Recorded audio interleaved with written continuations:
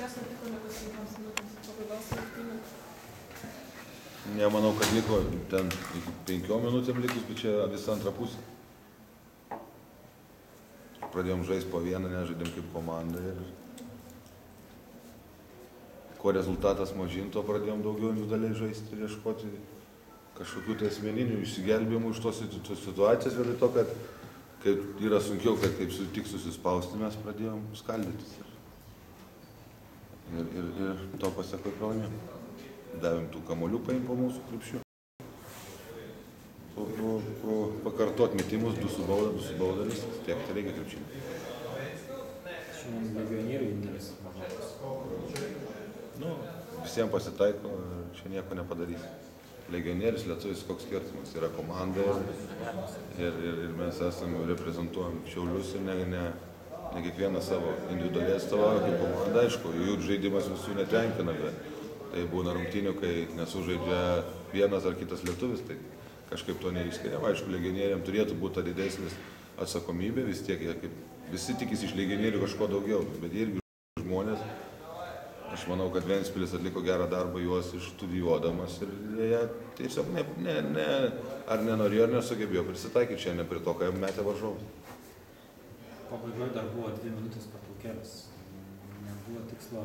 Jeigu atvirai, tai būna tokių situacijų, kad tas žaidimas puolime lyg tai tenkino, bet gynyboje neįsivaizdavau, ką dar per tai minutę pasakyti, kai tiesiog duodi 2-3 kartus atkovoti tą kamuolį po krepšių ir ne tik, kad dideli ir maži, aplamai čia yra toks 5 žmonių darbas padaryti tą ir atverti.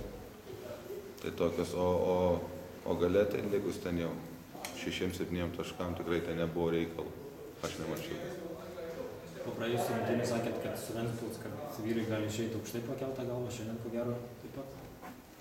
Nemanau, mes diktavom, tas, žinot, kai būna pikčiausia, mes diktavom, mes valdėm tą situaciją pirmą pusę, antroj pusėje viskas pasikeitė, tai kaip tik kartais geriau prastai pradėti ir ten gerai užbaigti ir laimėti, bet šiuo atveju apsivertė prieš mūsų pačius tas.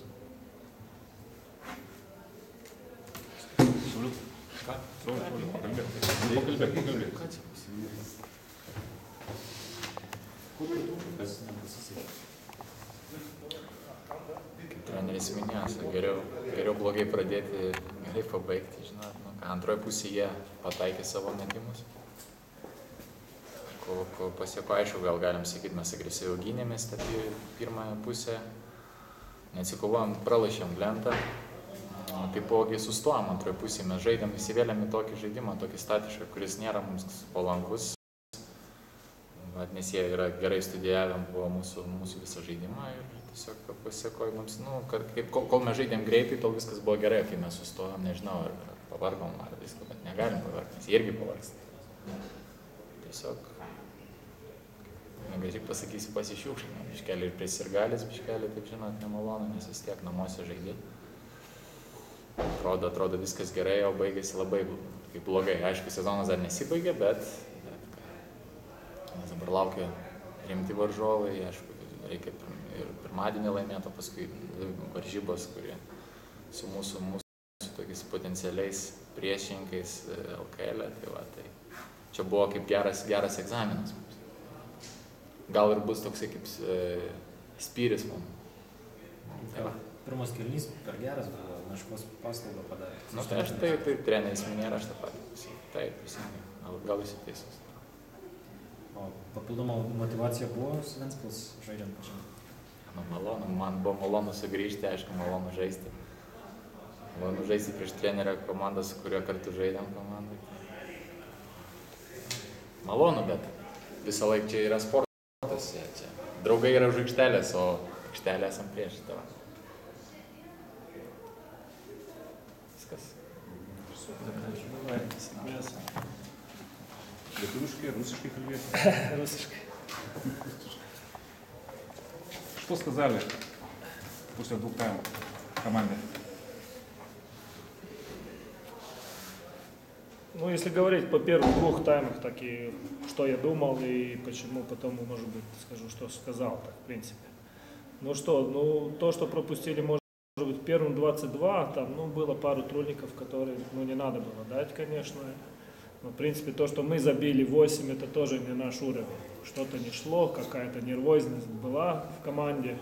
Сложно сказать, чем вызвано, или то, что как-то, не знаю, после Еврокубка кажется, что приедем, так спокойно проиграем. Но думаю, что как будто так не должно быть, потому что готовились серьезно.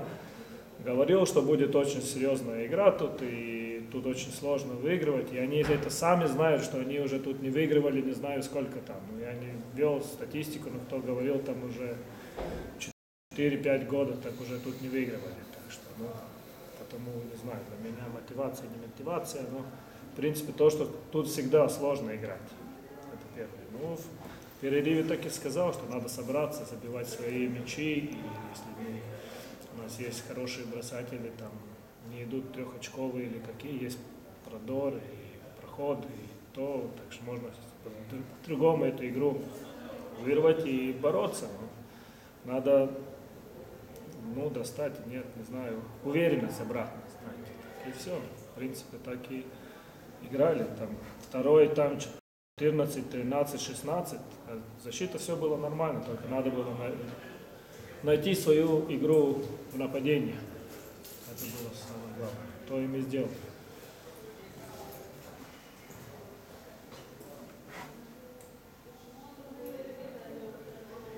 Конечно, сначала там казалось, что будут большие проблемы, там, так и были проблемы, они создавали, как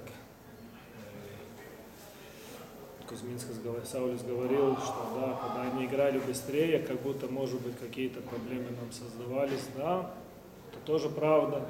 Тогда немножко поменяли там защитные установки, там поменяли темп, чтобы не могли так все время бежать, ну и это сработало. И хочу сказать спасибо своей команде, потому что они показали характер. Когда не идет игра и выигрывать игры на выезде, это что-то говорит о команде.